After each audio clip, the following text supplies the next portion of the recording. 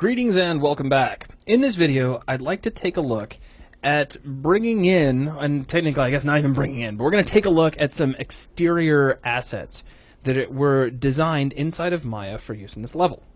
Now, these are just some polygon models, and I want to kind of throw out a disclaimer right now. This is not a Maya training video, so I'm not going to go down the path of showing you how to model and how to texture and all those other things in Maya. What I really want to do is show you these assets in Maya to show you that that's kind of where they were built.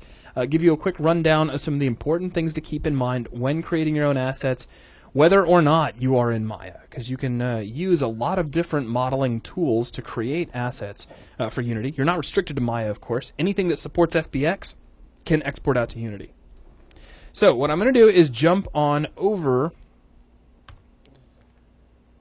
to Maya, which I already have open and waiting for us. And here we are inside of our scene, and this is our campground. Now, as I said earlier, I don't want to get into modeling, I don't want to get into texturing, but if I select each one of these, you can see that the modeling process, as long as you're even remotely familiar with modeling, is very easy. If you're completely unfamiliar with modeling and the prospect terrifies you, please keep in mind that over on 3D Buzz, we have a variety of fantastic training videos that can get you up to this level and way beyond, and many of them are free and ready to go.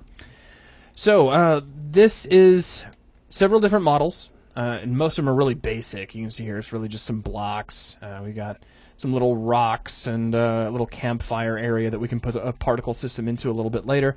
But the important thing I wanted to show here was, one, how the textures are actually laid out so that we, this is not a whole bunch of different materials. This is one material and one texture that's been applied to everything, and I'll show you that in a moment.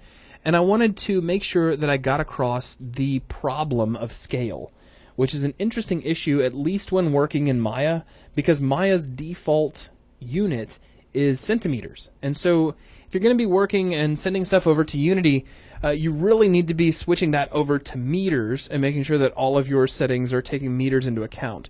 By default, Unity is going to try to scale everything down to 1/100th of its original size, which is something we're already going to have to combat, even with setting our settings over to meters. That's something we're going to take a look at. But if you leave everything at centimeters, things get really small.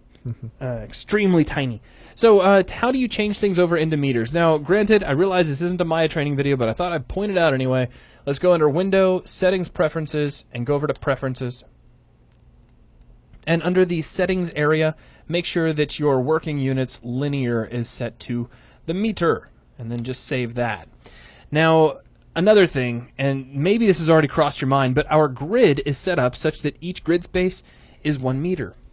Now think about that for a minute. That means that our campfire is almost 3 meters wide. That'd be a big fire. Our benches are, what, about 4 meters wide? And about 1.5 meters tall. Yeah, but I mean, really, you'd have to just climb up or get a step stool to even get on that thing. And then if you take a look at our tent, it's about 7 meters deep, so it's about 20 feet, give or take. I mean, it's a huge tent. Everything is oversized here, and you might be wondering why. The default character controller that we are using has an eye level height that is 2 meters tall, which is about 6.5 feet in height, which means this guy in actuality is probably 7 foot. Yeah, at least 7 feet tall, because you're talking 6.5 feet just to eye level. So everything is going to appear quite small if you build at life-size standard using meters. So if you decided, well, my tent needs to be about 4 meters deep, and you set that up, things are going to feel quite a bit tinier than you expected once you get over there, if you are using the default character controller that we're using. Now, what we did, or what I did really when I was designing these, is I just bulked everything up. I sized everything up to twice what I'd originally designed it to be, and that seemed to work out pretty well. If you are creating your own game, in most cases, you won't have to do that because you're probably going to end up creating your own character controller in the first place. And that character controller will have its eye level at a slightly more realistic height. That said, we can, if we so desire, we could change the eye level height of the character controller that came along. We could move its eye level down to something a bit more reasonable. I didn't do that here. I just stuck with the default settings and then sized everything up appropriately. You can approach the problem in either direction. I just thought I'd go ahead and mention that. Okay, so there is our tent area. Now let's take a look at the texturing real quick. I'm going to go under Window and open up the UV texture editor. And here you can see the texture that's applied to everything. Obviously the tent is pretty easy to make out. And over here down in the corner, let me just deselect everything. We have to have something selected. We have the texture layout for all of the rocks that go around the campfire.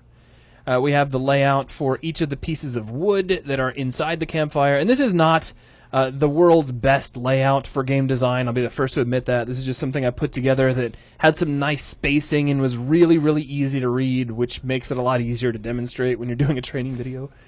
So we have kind of a wood texture with some ember, kind of burnt areas. And then we have the base of the campfire itself, which is just kind of like an ash-colored area. And of course, here's the plank that makes up the bench. And there's the supports that hold the bench up. All of that is stuck on one great big texture. And then all of the various pieces that make up the campground have had their UVs laid out so that they all fit into that one texture and correspond with one another. As a side note, this is a good practice for optimizing your assets. The fewer textures that you can manage to get all of your meshes to use is going to yield you performance increases in your game when it's actually running. You could take it a step further than we've got here and take all of these assets and combine them into a single mesh and export it as a single mesh with a single texture. What will happen in Unity is it will then take all of that information and render it in a single draw call. These are all more advanced topics, but there are things that when you start getting into designing your assets, you want to read the documentation a little bit closer and be aware of. And it's good to hear these terms like draw calls and that sort of thing early on, so that later on, once you actually get to learn what they are, their importance, and how to optimize for them, you'll at least be familiar in that you will have heard them once or twice in the past. Now, in my particular case, I had started off combining everything together into a single mesh. I then later separated things out, some of them anyway. The campfire, all the different pieces of the campfire, the logs and the stones, all of this is one mesh.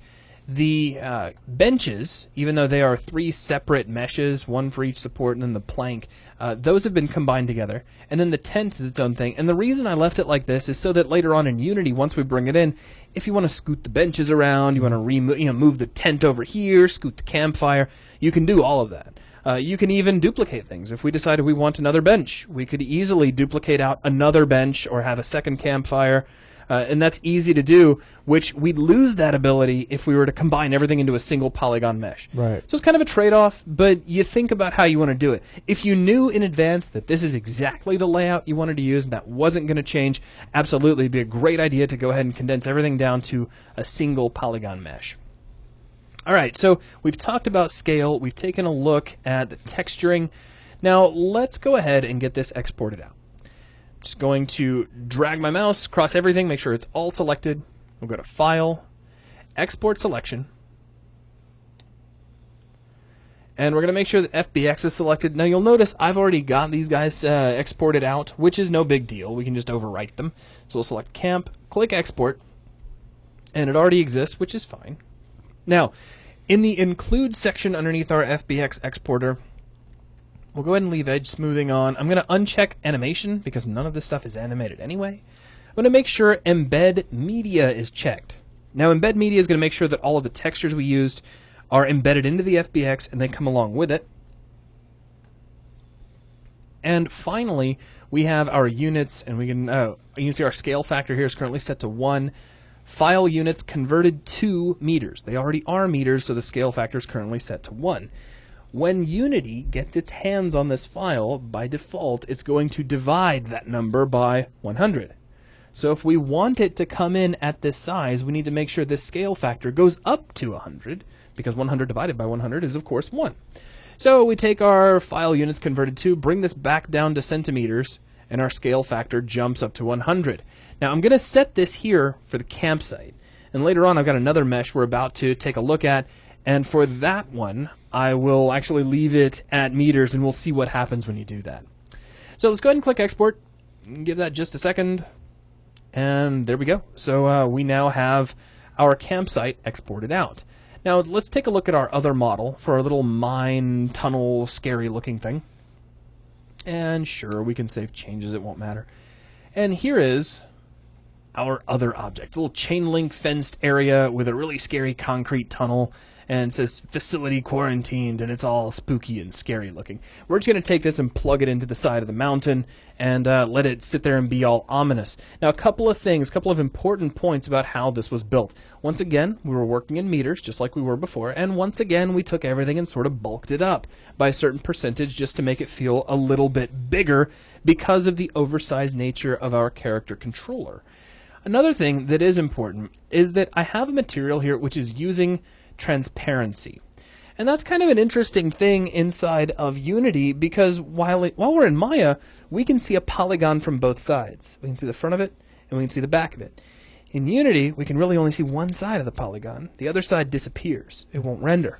So what I've done here is with this chain link, or this section of chain link fence, is actually made of two parts, which I'll go ahead and separate just to show you. We have one side which points out from here and another side which points inward. So that if we're standing, say here, looking through the fence, we'll be able to see some sort of fence on the inside. If you don't do that, then if you're looking at the back side of the polygon that makes up that chain link fence, it'll look like there's no fencing. All you'll see is the frame.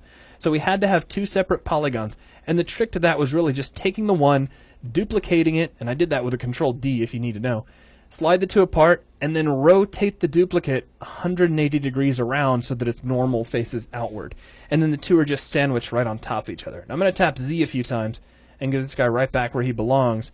That's why you actually look like you see twice as much fencing here. Because, well, you do. We have these two surfaces that are brushed right up against each other. You don't have to worry about the fact that the textures aren't lining up perfectly, because if you see one side of the fence, you can't see the other. So the fact that they're off their alignment by a little bit doesn't really matter. You can't really tell anyway.